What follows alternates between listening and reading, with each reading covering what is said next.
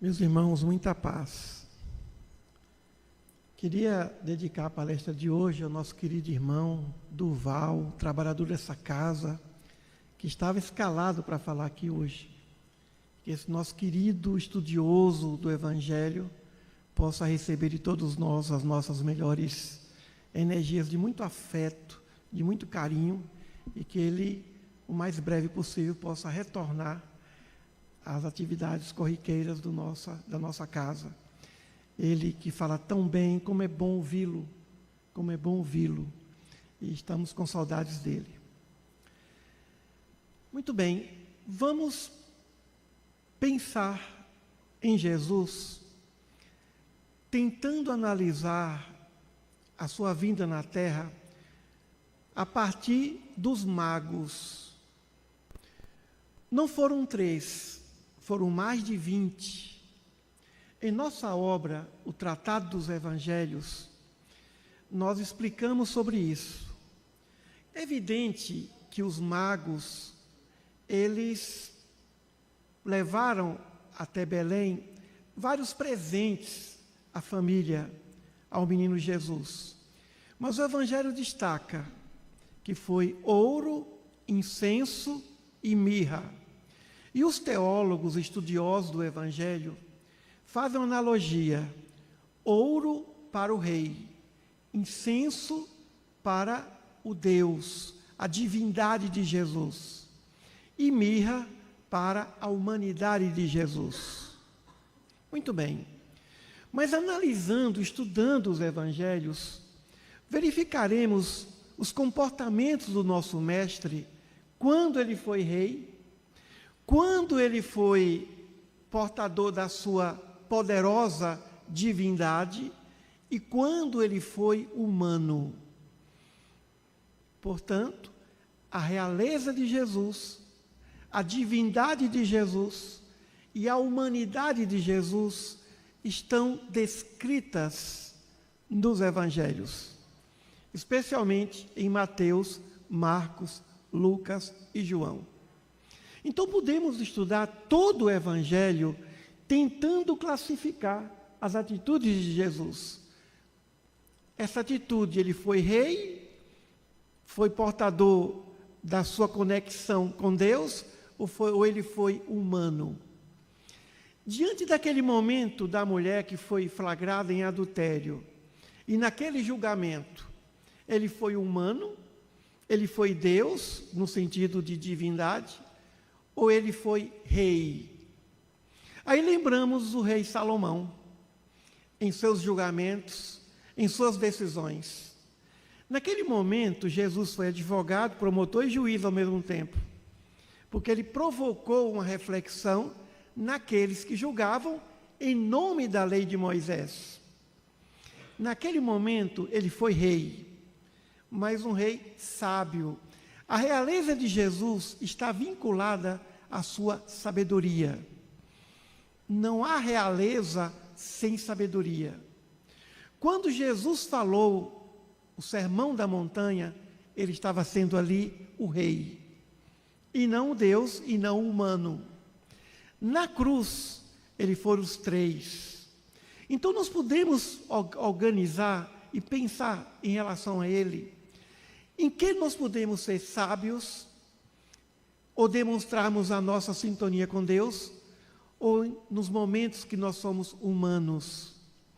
Quando ele chorou lágrimas de sangue no Getsêmani e pediu aos discípulos para que orassem com ele, ele foi humano, porque ele não queria sofrer sozinho, ele queria compartilhar a sua dor. Quando ele chegou junto ao poço de Jacó, com sede, e pediu água para a mulher samaritana, ele foi humano. Mas ao falar da vida dela, ele se comportou como um Deus, ou seja, como alguém que tinha um conhecimento, tinha um dom superior. Todas as suas curas estão vinculadas a esse poder divino sintonizado com ele. E ele deixava isso bem claro. Ele orava. Quando da ressurreição de Lázaro, porque Lázaro não tinha morrido, Ele disse a Deus, Paizinho, é o momento que ele chama a Deus de Abba, Paizinho. Eu já conversei contigo, nós já conversamos sobre esse assunto, mas para que eles saibam o quanto que o Senhor é misericordioso, o quanto que o Senhor é infinitamente bondoso, eu estou falando, vamos fazer com que as pessoas percebam a tua grandiosidade, fazendo Lázaro se levantar do túmulo. Ali ele foi divino. Em todas as suas curas, diante dos leprosos, à distância, curou os 10. Estavam ali, gritando por ele, evidente que querendo a cura, sabendo do seu poder, da sua divindade. Ali ele foi divino. Mas quando apenas um, veio agradecer, ele questionou, não foram 10? Cadê os outros 9? Ali ele foi humano. Quando ele entrou no templo e viu aqueles vendilhões valorizando mais o senso mercadológico do que a fé divina, ele foi humano. Quando ele chorou, quando ele viu Jerusalém e chorou diante de Jerusalém, já percebendo o que aconteceria com Jerusalém, ele foi divino e humano ao mesmo tempo. Evidente que em muitos momentos Jesus foi rei, divino e humano ao mesmo tempo. Isso no alto da cruz. No alto da cruz. Foi humano quando ele sentiu sede. Tenho sede, e deram a ele fel. Foi divino diante de tudo que aconteceu. Tantas curas ocorreram durante a crucificação. Tantas curas ocorreram diante da multidão que via ao longe o mestre sendo crucificado. O sangue jorrado, caído da cruz. Ali ele foi divino. E quando ele foi rei diante da compreensão daquele que estava do seu lado, chamado de bom ladrão, aquele que reconheceu que Jesus não merecia aquela punição, e mandou que o outro calasse, porque o outro blasfemava, o outro acusava sem fundamento, até porque o outro, pela história dele, era um homem enlouquecido, não era apenas alguém que furtava as coisas dos outros, era uma pessoa que sofria de problemas psicológicos, emocionais, mentais. Então Jesus foi rei. Quando se preocupou com a sua mãe e pediu João para que cuidasse dela, ali ele foi humano. Cuide da minha mãe, a fidelidade do filho, a preocupação. Quando ele pediu, diante da cruz, que Deus perdoassem, porque a humanidade não sabia o que estava falando, ali ele foi divino. Quando ele disse, está consumado, ali ele foi rei. E ele foi crucificado com a seguinte placa, aqui está o rei dos judeus. Jesus não foi crucificado ou perseguido porque curou, ou porque ensinou, ou porque foi humano, mas é porque ele foi rei. E a realeza de Jesus está em suas virtudes, a sua superioridade. Ele falava como nenhum escriba, nenhum doutor da lei, nenhum fariseu falava, e os evangelhos dizem isso. Ele falava como quem tinha autoridade. Quando ele falava, ele era o rei. Falava com propriedade, com conhecimento, conhecia toda a Escritura, conhecia toda a Bíblia, sabia de tudo, a respeito de tudo, até porque ele foi o diretor de tudo aquilo, como ele foi e é o príncipe, como falaram a Emmanuel, a Chico Xavier, ele é o príncipe da terra, o arquiteto da terra. Então, Jesus vem fortalecer todas as ciências. Quando nós escrevemos o tratado, ao final do Sermão da Montanha, Nós falamos o quanto que ele mudou a ciência. A matemática depois dele foi diferente. A física, a sociologia, a psicologia, a medicina, a engenharia. Ele tocou em todas as ciências. Em algum momento, ele renovou a maneira de se tratar pessoas doentes. Ele foi um sociólogo, dando dignidade à mulher. Depois de Jesus, a mulher que sempre estava no segundo plano passou a ser valorizada, a criança, o enfermo, o pobre, os miseráveis, aqueles que estavam à margem da sociedade judaica de Jerusalém. Portanto, a psicologia, a sociologia, a teologia, a maneira de se ver Deus. Antes dele, Deus era o Deus do olho por olho, dente por dente. Era o Deus que tinha ira. Depois dele, é o Deus de amor. Como o apóstolo João dizia, Deus é amor. Quem disse que Deus é amor foi quem conviveu com ele e o tempo todo ele chamava Deus de Pai. Antes de Jesus, ninguém nunca chamou Deus de Pai. Primeira vez que se chama Deus de Pai, é Ele demonstrando o amor, porque a paternidade demonstra o amor que esse ser tem por todos os seres que Ele criou. Quando Ele ora no Sermão da Montanha, no momento da oração, Ele se torna o ser divino sintonizado com o Pai em suas orações, mas prosseguindo com as bem-aventuranças, prosseguindo com os conselhos, avançando para matérias mais profundas de natureza moral, ele foi a majestade. A majestade. Ao encontrar-se com Paulo na estrada de Damasco, como Emmanuel bem diz, a figura majestática de Jesus, ali ele foi o rei, se apresentando para aquele que perseguia os cristãos. E o apóstolo Paulo, com muita humildade, Senhor, que queres que eu faça? E perguntou antes, quem és tu, Senhor? Então, nós vamos perceber, o que é que mais nos encanta em Jesus? A sua divindade, a sua realeza ou a sua humanidade? Quando estivermos carentes, sofrendo, em nossos momentos de amargura, de tristeza profunda, estamos em sintonia com a sua humanidade. Ele sentiu todas as carências que nós sentimos. Ele sentiu todas as dores que nós sentimos. Ele foi ser humano. Ele sentiu o que é ser humano na terra. Então, quando nós sentimos a vontade de ajudar e de servir, estamos sintonizando com a sua natureza divina.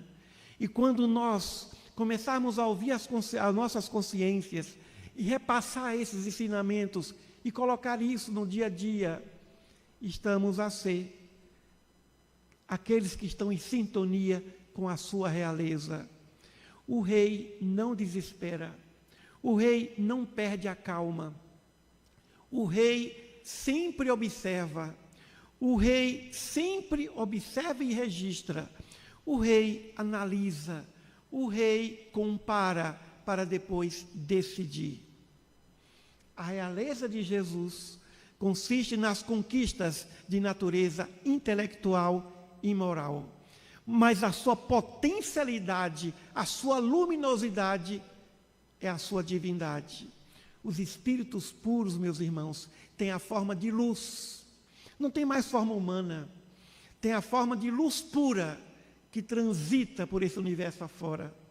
A divindade de Jesus significa perfeita sintonia com o Pai, perfeita sintonia com Deus, não tem mais vontade. O espírito muito inferior não tem livre-arbítrio, porque ele sofre a vigilância da lei divina, passando por encarnações compulsórias. Mas o espírito puro também não tem livre-arbítrio, porque ele não tem mais vontade, e a vontade dele é a vontade do Pai. Dois extremos. Um espírito inferior não tem livre-arbítrio, porque chega um momento que a lei diz, pare. agora vai fazer do jeito que eu quero. Então, ele não tem mais vontade porque ele perdeu a liberdade.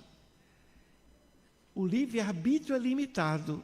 Se nós fizermos bom uso do livre-arbítrio, nós ganhamos maior liberdade. Quando não temos, nós perdemos a liberdade. Então, muitas vezes, os espíritos recalcitrantes no erro passam por provações, expiações compulsórias, porque não aproveitaram as oportunidades. Portanto, em contrapartida, o espírito puro, e até superior mesmo, ele não tem mais vontade.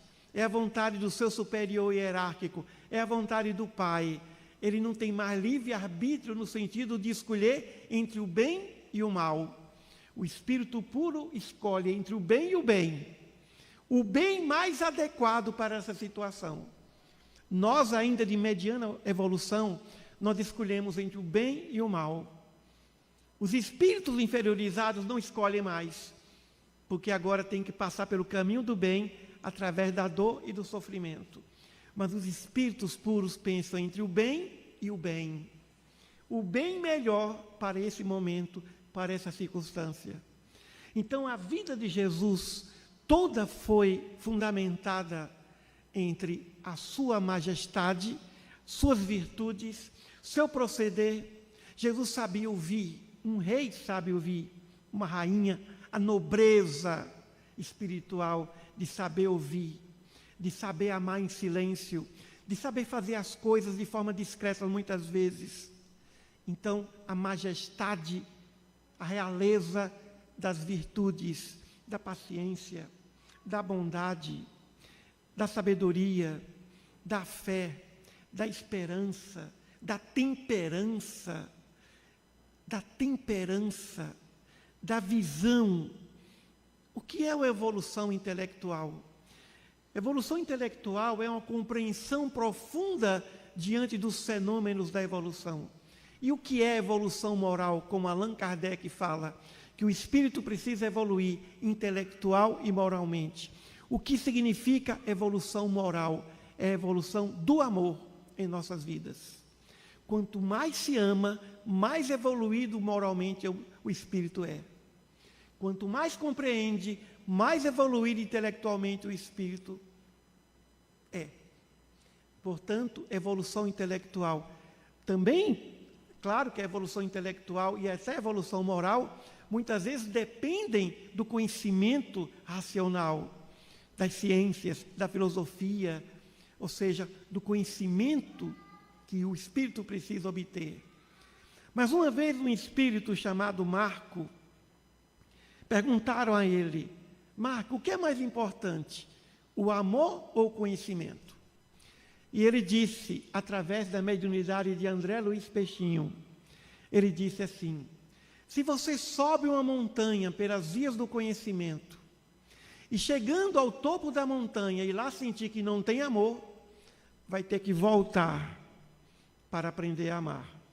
Mas se subir a montanha da evolução pelo amor, não precisa descer para aprender ou para conhecer, porque pelo amor se aprende também todas as coisas. Que resposta maravilhosa! Eu tinha 16 anos, 15 anos, para 16 anos, quando eu vi esse espírito falar, dando conselho para nós, os jovens, a respeito da evolução intelectual e moral. Porque naquela época, nós nos preocupávamos muito com a questão intelectual, de conhecer, de ler muitos livros, e esse espírito nos chamou a atenção. Suba a montanha do amor, que pela montanha do amor não precisa descer, porque pelo amor se aprende todas as coisas. Então, a realeza de Jesus está em sua sabedoria, em seus ensinamentos.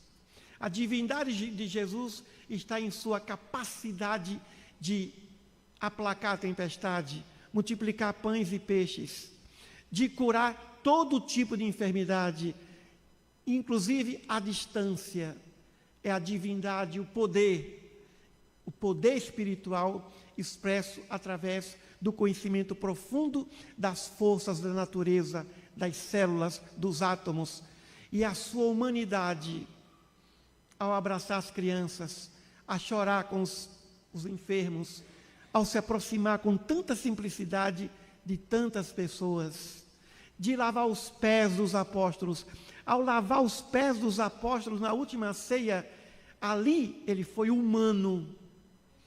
Ele foi humano, mostrando que a humanidade também tem o seu viés de divino e de real e de nobreza. Meus irmãos, estudar a vida de Jesus é um privilégio. Conhecer Jesus é um privilégio, porque é uma oportunidade que temos de saber como incorporar tudo aquilo que Ele nos trouxe em nossas vidas. Os exemplos de Jesus não são para ficar apenas no texto do livro e homenagearmos e falarmos bem e pensarmos, ele foi perfeito, eu não dou conta de fazer o que ele fez. Talvez não tenhamos a sabedoria do rei, o poder do ser divino, ou talvez a humanidade sublime ou sublimada através dele, mas podemos começar. Podemos estender as mãos diante do enfermo e dar o melhor de nós, ainda que não cure, mas dá o amor que existe em nós, estendendo os braços e dizer, sinta o meu amor. Através do sorriso, através das palavras, podemos passar a sabedoria do amor. E através da humanidade, chorar com quem chora, compartilhar com a dor do outro, sentir a dor do outro, tal qual mãe, tal qual pai, sente a dor dos seus filhos. Então, que bom que os magos deram àquele menino Jesus os 3 presentes: ouro, o metal precioso, incorruptível, incenso, usado para idolatrar, para homenagear a fé, o Deus vivo de Abraão, Isaque e Jacó, e mirra, utilizado para para conservar os corpos, mirra, que serve inclusive como medicamento terapêutico para humanizar o ser humano. Que bom que através desses presentes nós passamos a refletir esse rei que esteve entre nós, esse sábio que esteve entre nós, esse mestre que esteve entre nós e esse ser humano que esteve entre nós e que, resumindo tudo isso, esse grande amigo. Ele disse, o amigo dá vida pelos seus amigos, eu sou amigo. Ele fez questão de dizer, eu sou amigo, porque o rei tem que ser amigo, o Deus vivo tem que ser amigo, e o ser humano em sua humanidade tem que ser o amigo, colocando a amizade acima, muitas vezes, da condição de ser mestre. Em algum momento ele disse, me chamar de mestre, eu sou. Mas lá no final ele disse, eu sou amigo. Em algum momento ele disse antes, eu sou o bom pastor. Eu vim para curar os sãos e não eu vim para curar os doentes e não os sãos. Quem é que cura é o ser divino. Mas depois ele sintetiza e diz, eu sou amigo. E eu vim dar minha vida porque eu amo vocês. E conhecereis todos os meus seguidores por muitos se amarem, porque a amizade, ser amigo, é estar disposto a morrer, a dar o seu sofrimento para ajudar, para socorrer aquele que sofre por alguém. Então, nós podemos, a partir de hoje, pensarmos nessa sabedoria e agirmos como Jesus, nosso mestre, e outros tantos. Buda, comportamento de Buda, era um comportamento de rei, foi filho de rei, era príncipe, mas ele tinha um comportamento de rei, ele se importava com aquele povo da Índia que sofria, teve um comportamento de ser divino também, teve um comportamento de ser humano também, as suas angústias em busca da sua iluminação. Os espíritos superiores, eles trazem essas marcas do Cristo, são as marcas do Cristo, as 3 marcas, a realeza, a divindade e a humanidade de Jesus. Essas marcas do Cristo, esses estigmas do Cristo estão em nós. Não vamos mais sofrer, porque os reis também se curvam, os seres angélicos também se curvam, e os seres humanos também podem perceber que são seres que podem valorizar suas conquistas, nem complexo de superioridade e nem complexo de inferioridade. São extremos. Complexo de superioridade, que vem do orgulho, que vem do egoísmo, da vaidade, ou complexo de inferioridade, que vem da baixa autoestima, da depressão, da incerteza, da angústia, da ansiedade. Mas podemos reunir tudo isso com Ele e transformar nossas tristezas egoístas em tristezas divinas. A nossa sabedoria, que muitas vezes é egoísta, vaidosa, em sabedoria para socorrer. A nossa potencialidade, quando Ele diz, vós sois deuses, para beneficiar o próximo e não para tirarmos proveitos próprios.